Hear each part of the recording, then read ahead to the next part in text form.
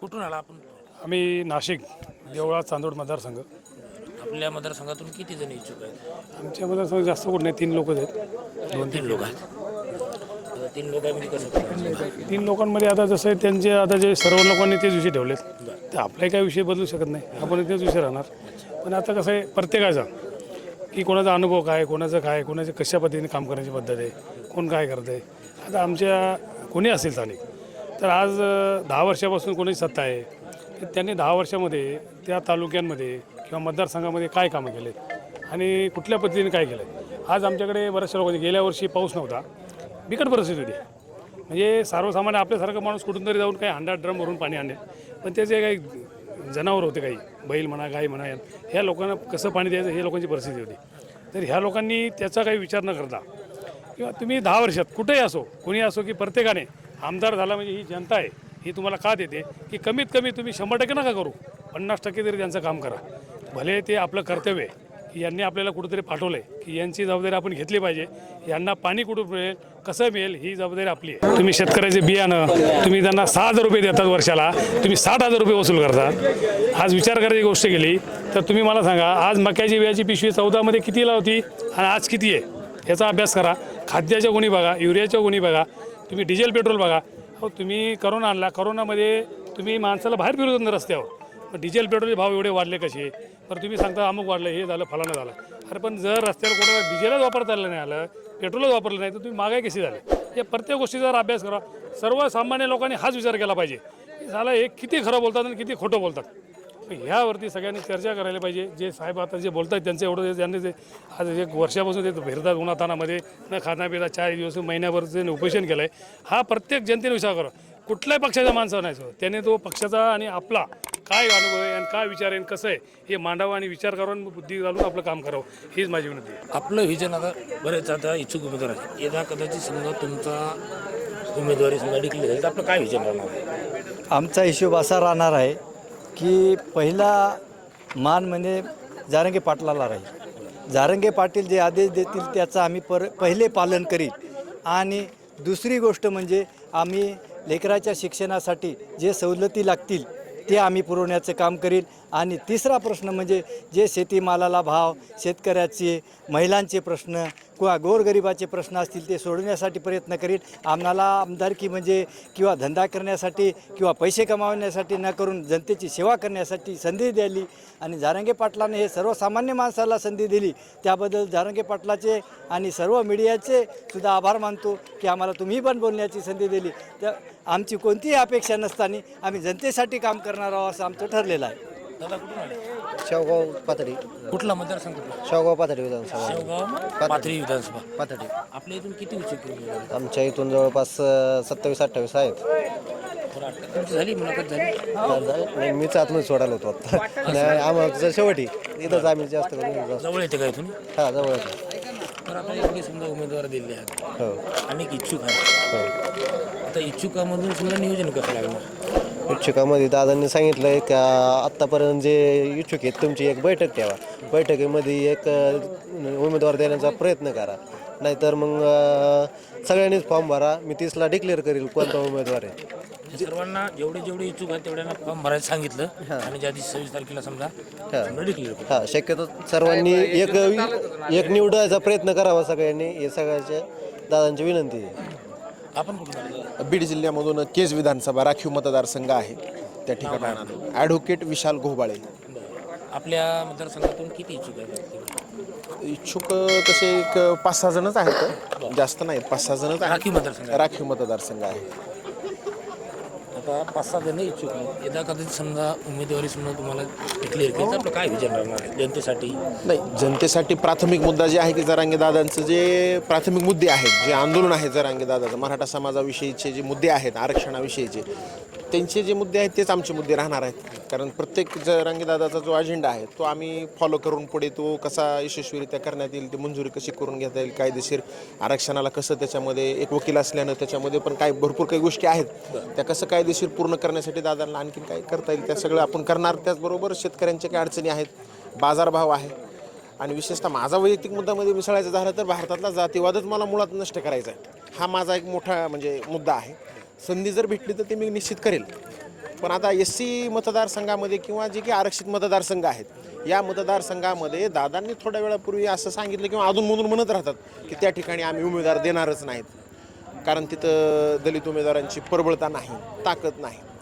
पण आमचं असं म्हणणं आहे की ज्या ठिकाणी मराठा उमेदवार पण देणार आहेत किंवा इतर देणार आहेत तिथं बी तर प्राबल्य नाही. आता हे दादा म्हणले की सर्वसामान्य उमेदवाराला दादा संधी द्यायला लागलेत, तर मग हा अपेक्षित मतदार म्हणजे उमेदवार आहे किंवा सर्वसामान्याचं लेकरू, गरिबाचं लेकरू, असं काही दादांकडून स्टेटमेंट आले होते. तसं दादांनी म्हटल्याप्रमाणे ह्यांना अपेक्षा आहे. मग सामान्य माणूस जर उमेदवार होणार असेल असं गृहीत धरलं मग तिथं काही विषय तो राहिलेला नाही की प्रबळ आहे किंवा नाही. आणि दादांनीच एक शक्ती तयार केलेली आहे की त्या ठिकाणी प्रत्येक मतदारसंघातलं मराठा, मुस्लिम आणि बौद्ध, दलित हे सर्व ऑटोमॅटिक एकत्र आलेले आहेत. आणि आमचा विशेषतः केज मतदारसंघ असा आहे की त्या ठिकाणी 4.25 लाख मतदान आहे आणि भाजपचा उमेदवार त्या ठिकाणी एक चर्मकार समाजाचा त्यांनी दिलेला आहे, पण मारवाडी इंटरकास्ट आहे, तो पण लाटायचा, आरक्षण लाटत आहे. आणि दुसरा आता तुतारीने जे दिलेला उमेदवार आहे पवार साहेबांनी, तो एक मातंग समाजाचा SC बांधव आहे, पण तो पण माजी आमदार आहे. म्हणजे दोन्ही आजी माझी मातबर झाली.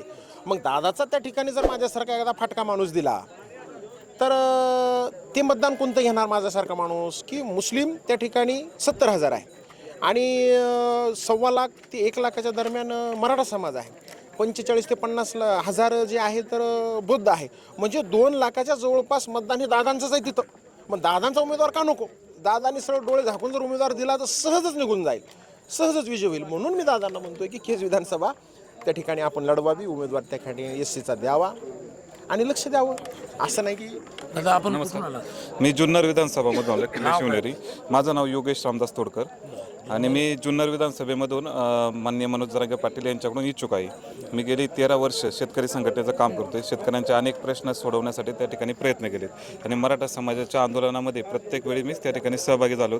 माननीय अजितदादा पवार ज्यावेळेस माननीय मनोज जरांगे पाटील उपोषणासाठी बसले होते सरकारचं लक्ष वेधण्यासाठी, माननीय अजितदादा पवार सरकारमध्ये उपमुख्यमंत्री असताना त्यांच्या गाडीचा ताप त्या ठिकाणी अडवला, त्यामध्ये माझा गुन्हा दाखल झाला. मुख्यमंत्र्यांना शिवनेरीवर येऊ देणार नाही, शिवनेरीवर त्यांचा ताप अडवला जाईल म्हणून ते मला त्यावेळेस अटक देखील झाली होती. परंतु मराठा समाजाला आरक्षण मिळावा, मराठा समाजातील मुलांना त्यांची गुणवत्ता असताना देखील त्यांना त्या ठिकाणी योग्य शिक्षण मिळत नाही, आरक्षण असलं त्यांना योग्य गुणवत्ता असल्यावर त्या ठिकाणी नोकरी मिळेल, हा प्रमुख मुद्दा घेऊन जुन्नर विधानसभेच्या निमित्ताने मी त्या ठिकाणी इच्छुक आहे. त्याचप्रमाणे शेतकऱ्यांचे प्रश्न, आज सोयाबीनला जर आपण पाहिलं तर शासकीय FRP नुसार 4,892 रुपये किमान किंमत आहे त्याची, म्हणजे FRP आहे. परंतु आज 40-42 रुपये प्रति किलोने सोयाबीन विक्री होते. यावर शासनाचं लक्ष नाही आणि शेतकऱ्यांची जर आर्थिक उन्नती करायची असेल तर शेतकऱ्यांकडे लक्ष देण्यासाठी माननीय मनोज जरांगे पाटील यांनी ह्या अगोदर देखील सांगितलं आहे की शेतकरी, मराठा समाजाचा मुख्य जो व्यवसाय आहे तो शेती आहे आणि शेती, कांदा असेल, त्यानंतर निर्यात जे धोरण आहे, कुठलाही शेतमाल असेल, या निर्यात धोरण, सरकारचं धोरण शेतकऱ्यांचं मरण हे सुरुवातीपासून ठरलेलं आहे आणि सरकारचे कायदे नेहमीच शेतकरी विरोधी आहे. इतर कुठल्याही ज्यावेळेस मुक्त व्यापार झाला त्यानंतर शेतकऱ्यांच्या बाबतीतच मग शेतकऱ्याचं सोयाबीन असेल, कांदा असेल किंवा जे काही इतर शेतकरी उत्पादन घेतो त्याची निर्यात करायची की आयात करायची हे पूर्ण ठरवायचं धोरण हे शासकीय असतं. त्यामुळे शासन व्यवस्थेमध्ये जर मराठा समाज त्या ठिकाणी मराठ्यांचे प्रतिनिधी माननीय मनोज जरांगे पाटलांच्या रूपाने त्या ठिकाणी जर गेले तर निश्चितपणे शेतकऱ्यांचं आर्थिक उत्पन्न वाढल्याशिवाय त्या ठिकाणी राहणार नाही. आणि ही प्रमुख भूमिका घेऊन शेतकऱ्यांचे आणि मराठा समाजाचे प्रश्न घेऊन मी जुन्नर विधानसभेच्या निमित्ताने त्या ठिकाणी इच्छुक आहे. किती जण आहेत आपल्या जुन्नरमधून? जुन्नरमधून 4 जण प्रमुख इच्छुक आहे. त्यामध्ये शरद पवार गटाचे तुतारी चिन्ह घेऊन देखील आहेत. त्यानंतर अजित पवार गटाचे उमेदवार आहे, राष्ट्रवादी विरुद्ध राष्ट्रवादीचीच त्या ठिकाणी लढत आहे आणि अपक्ष देखील आम्ही 2 जण प्रमुख आहेत त्या ठिकाणी. आम्ही जुन्नर तालुक्यामधून राहिलो, शिवजन्मभूमीमधून. आम्ही योगेश रामदास तोरकड हे अनेक वर्षापासून शेतकरी संघटनेत व मराठा समाजाचं काम करतात.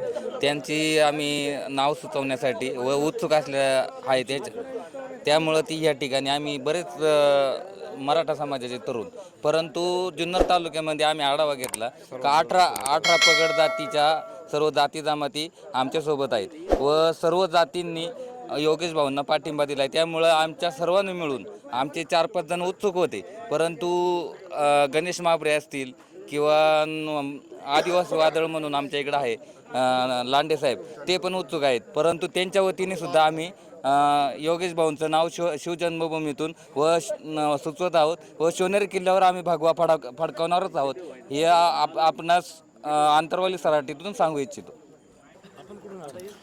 मी कोपरगाव तालुका, अहिल्यानगर जिल्हा. कोपरगाव मतदारसंघातून आम्हाला देवीदास गोरडे, कोपरगाव मतदारसंघात पहिल्यापासून सगळं प्रस्थापितांचं राजकारण आहे, काळे आहे, कोले आहे. आज आमचं जवळपास 13 ते 14 महिन्यापासून जे दादांबरोबरचं काम सक्रियपणे चालू आहे, त्याच्यातून आम्हाला अशी आशा आहे की आम्ही प्रस्थापितांना नेहमी झेलत आलो आहे. आज त्यांना आम्ही कोलायची वेळ आलेली आहे. दादांना आम्हाला आव्हान आहे दादांना की आम्हाला ती संधी द्यावी आणि त्यांना कोलण्याची आम्हाला 100% खात्री आहे. किती आले तुमच्या आमच्या मतदारसंघातून इच्छुक कोपरगाव मतदारसंघातून इच्छुक आम्ही तसे 3घच होतो. पण आज भूक्षेत्राप्रमाणे जसं दसऱ्याचा मेळावा झाला त्याच्यानंतर इतकी आलीत का आजच्या कंडिशनला 30 ते 35 जणांचे अर्ज आहेत. 35 जण इच्छुक झाले? हो. आता एवढे समजा इच्छुक असताना मग आता कसं? नाही, आता त्याच्यावर तर आमच्या कामाचा जो आम्ही आहे म्हणजे आम्ही जे आरक्षणाची चळवळ जशी चालू झाली आहे, म्हणजे आज 14 ते 15 महिने झाले आम्ही पूर्णपणे दादांच्या बरोबर आहे, सक्रिय आहे. जसं नगरचा मेळावा झाला, नगरची सभा झाली, नाशिकची सभा झाली, एवढ्यात आम्ही आत्ता लास्टला दादा बसलेले उपोषणाला त्यावेळेस छगन भुजबळच्या छातावर आम्ही 3 दिवस साखळी उपोषण केलं दादांच्या लास्ट दिवसापर्यंत. आपण कुठून राहतो? आम्ही मुक्काम पोस्ट केंद्रे, तालुका मंठा, जिल्हा जालना इथून आलेलो आहोत. जालन्यामधून किती आहेत मतदारसंघातून उमेदवार इच्छुक किती आहेत? मंठा तालुक्यातून आमचे 7 उमेदवार इच्छुक आहेत. मंठा परतूर. हां, झाली का तुमची मुलाखत? झाली? नाही अजून मुलाखत नाही झाली, पण होईल आता 1-1.5 तासातही टाईम येईल आमचा. हां, एवढे जण इच्छुक, मग आता नेमकं कसं होईल? हे इच्छुक म्हणजे दादांनी सांगितलं होतं ज्याची इच्छा आहे त्यांनी फॉर्म भरा, पण असं नाही की सगळेजणी फॉर्म भरले म्हणजे सगळेजण फॉर्म ठेवणार. माझं उदाहरणार्थ देतो, मी फॉर्म भरला आणि माझं डॉक्युमेंट काही कमी आहे आणि मी माझा रिजेक्ट झाला, मग तो तालुका खाली राहू नये. हे बी समाज बांधव दादाचे, मी बी दादाचा, हे बी दादाचे, 7 उमेदवार हे दादाचेच आहेत. आणि सर्वप्रथम सर्व उमेदवारांनी हे लक्षात घेतलेलं आहे की मी उमेदवार नाही, दादा उमेदवार आहेत. मी पडणार नाही तिथं, दादा पडणार आहेत. मी निवडून येणार नाही तिथं, दादा निवडून येणार आहेत. आणि मतदार ही त्याच उमेदीनं मतदान करणार आहेत की समजा उदाहरणार्थ मी दत्तात्रय घारे पाटील, त्या मतदारसंघातला उमेदवार मी नसणार आहे, तिथं मनोजदादा जरांगे पाटील उमेदवार असणार आहे. मनोजदादा जरांगे पाटलांना डोळ्यासमोर ठेवूनच मतदार मतदान करणार आहे. आणि आम्हालाही त्यांनी जी त्यांची शक्ती, त्यांनी जी त्यांची आत्तापर्यंतची मेहनत जी पणाला लावली, जिद्दीनं चिकाटीनं गोरगरिबांच्या लेकरासाठी कुठल्याही पद्धती आमिषाला बळी न पडता इंचभर इंच, दादाचा शब्द होता, मी इंचभर मागे येणार नाही. इंचभर पर काय सेंटीमीटर पण दादा मागे आलेलं नाही. तर त्यामुळं सर्व समाज बांधवांना, सर्व जातीच्या बांधवांना, तळागाळातील गोरगरीब जनतेला माझा हात जोडून विनंती आहे, ही मतदान हे एक अलौकिक मतदान असेल. हे मतदान हे अलग मतदान असेल.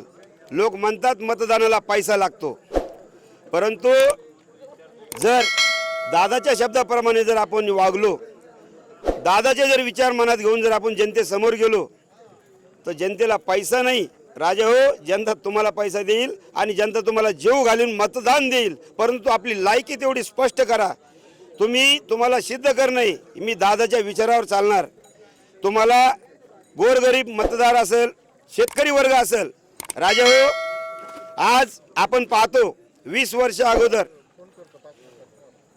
शेतकऱ्यांच्या बी बियाण्याचा प्रश्न असेल, शेतकऱ्याच्या मालाचा प्रश्न असेल, खताचा प्रश्न असेल. 20 वर्ष अगोदर 450ला मिळणारी खताची बॅग आज 1700ला झाली. राजा हो, घ्यावा लागते, त्याला GST लावलं शासनानं. पण जी 450ला मिळणारी बियाण्याची थैली आज 2500ला झाली. पण त्या कापसाला भाव नाही वाढला. राजा हो, मनोहर जोशी मुख्यमंत्री होते त्या टायमाला कापसाला 10,000चा भाव होता. त्या गोष्टीला 20 वर्ष झाली. अरे स्वतःचा प्रश्न विचारा, 20 वर्षात महागाई वाढली का नाही? मग या नालायक सरकारनं शेतकऱ्यांच्या मालाचे भावच का कमी केले?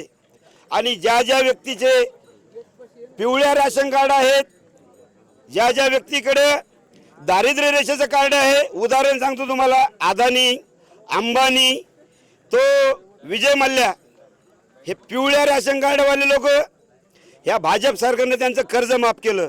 परंतु या 2 एकर शेतकऱ्याकडे टनानं सोनं आहे, अब्जावधीची संपत्ती आहे. या शेतकऱ्याचं कर्ज हे नालायक सरकार माफ करू शकत नाही. नालायक सरकार म्हणजे भाजप सरकार. आमचे मंठा तालुक्याचे रनिंग उमेदवार सन्माननीय आदरणीय लोणीकर साहेब, पाणी पुरवठा मंत्री, वाह क्या बात आहे. आमच्या तालुक्याचं भाग्य उजळून आलं. मंठा परतूर तालुक्याला पाणी पुरवठा मंत्रीपद मिळालं. आम्हाला आनंद झाला. आम्ही फटाकड्या वाजून आनंद साजरा केला. परंतु राजाभाऊ, आज आंघोळीला पाणी नाही, कंबर धुवायला पाणी नाही. आम्हाला कळलं नाही. आमचे मंठा परतूर तालुक्याचे आमदार पाणी पुरवठा मंत्री का दारू पुरवठा मंत्री आहे. राजाभाऊ, हैदराबाद मुंबई हायवेवरती माझं गाव येतं. मुक्काम पोस्ट केंद्र आहे तालुका मंठा, जिल्हा जालना. घारे पाटील म्हणलं दिल्लीपर्यंत नाव आहे. आमच्या आजोबांनाही आमच्या खासदारी 2 वेळेस आमदार आणि 1 वेळेस खासदार परभणी जिल्हा जालना जिल्ह्याचं त्यांनी नेतृत्व केलं. असे अंकुशरावजी घारे यांनी समाजासाठी योगदान दिलं. समाजासाठी सिलिंगमध्ये जमिनी दिल्या, पण हरामाचं कमवून नाही ठेवलं. राजा हो, ज्यांना 4-4 एकर 10-10 एकर जमीन होती, यांच्या हजारो कोटीची प्रॉपर्टी आल्या कशा? यांना ईडी लावा, यांच्या मागे CID लावा, यांची चौकशी करा. आणि जनतेला माझं विनंती आहे, आपलं मराठ्याचं काळीच धडधडतं इथं सराठा अंतर्वादीमध्ये. अरे यांना 40-40 दिवस उपाशी राहण्याचं या सरकारनं पाप घडून आणलं. हे सरकार राज्यातून अर्धपार नाही तर 7 समुद्र पार गेलं पाहिजे, हे जनतेचा आक्रोश आहे. मी नेवासा नेवासा मतदारसंघ 221. किती जण आले तुमच्या निवासी मतदारसंघात? इच्छुक किती जण आहेत? आम्ही 30 जण असेल, 30-35 जण. 35 जण या निवासीमध्ये. 35 जणांची इच्छुक उमेदवार आहेत. हो. तुमची मुलाखत झाली? तुमची मुलाखत झाली? नाही, आज मुलाखत आमचा नंबर यायचा आहे. नगर आमचा जरा हां. आपण कुठून आले? मी प्राध्यापक बळवंत आनंदराव शिंदे, नायगाव विधानसभा मतदारसंघ, नांदेड जिल्ह्यातून आलेला आहे. तर या ठिकाणी महाराष्ट्रातील जनसमुदाय आता एक परिवर्तनाच्या लाटेकडं दिशेनं निघालेला आहे. आणि ही परिवर्तनाची लाट येत्या 23 तारखेला दिल्लीच्या तख्त हादरून टाकणार आहे. आणि आजच या ठिकाणी आपल्याला विजयाची लाट या ठिकाणी दिसत आहे. कालपासून आज दिवस गेला, रात्र झाली, तरी या ठिकाणची मांदियाळी कमी होत नाही, इथला जत्ता कमी होत नाही. एवढे उमेदवार इच्छुक कुठल्याही पक्षाकडे नाहीत. कारण दादांनी जनसामान्य शेतकऱ्यांचे, कष्टकऱ्यांचे, 18 पगड जातींचे, 12 बलुतेदाराचे, 18 आलुतेदारांचे नवयुवक राजकारणात आणून एक परिवर्तन घडवण्याचं ठरवलेलं आहे. म्हणूनच एक महाराष्ट्रामध्ये एक नवीन परिवर्तनाची लाट आलेली आपल्याला दिसत आहे. किती जण इच्छुक आहेत तुमच्या मतदारसंघात? आमच्या मतदारसंघामध्ये 15 जण इच्छुक आहेत. येवलेहून आलं.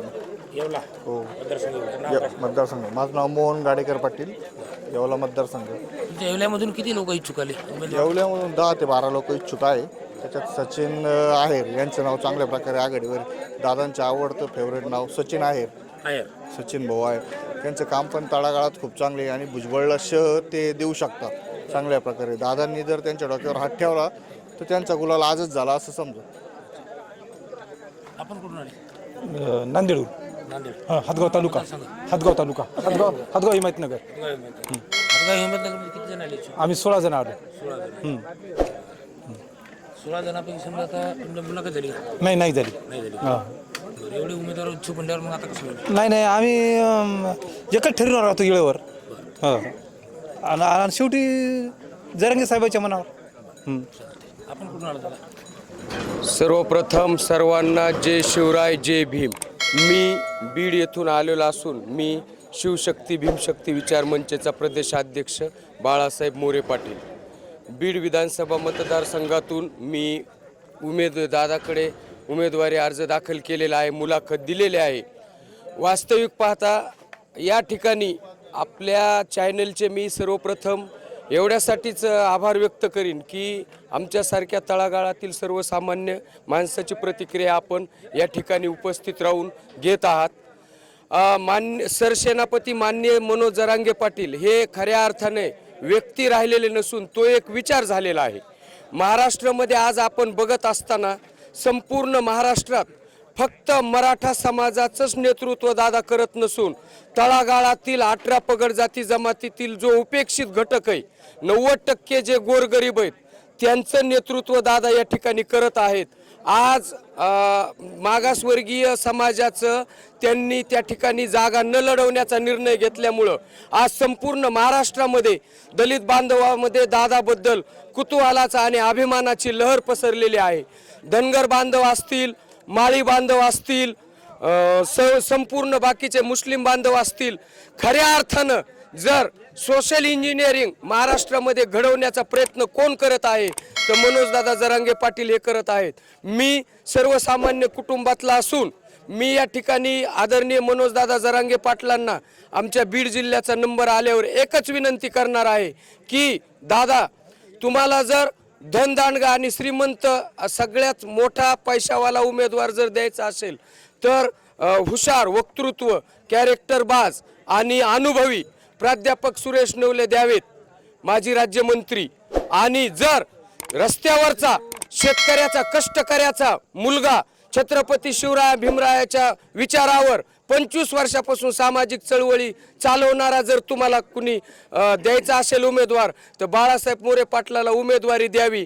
आणि शेवटी जाताना एकच सांगतो, उमेदवारी जरी मला मिळाली नाही तरी आमचं सर्व दैवत आहे मनोजदादा जरांगे पाटील. आज सगळ्या महाराष्ट्रातील 18 पगड जाती जमातीचं सगळ्यांचा एकच निर्णय, जरी उमेदवारी नाही मिळाली तरी लढेंगे जीतेंगे हम सब जरांगे ही घोषणा देऊन या ठिकाणी मनोजदादा जो उमेदवार देतील त्याला विक्रमी मतांनी या मराठवाड्यातून, महाराष्ट्रातून या विधानसभेत लोक पाठवू एवढीच ग्वाही देऊन मी थांबतो. धन्यवाद.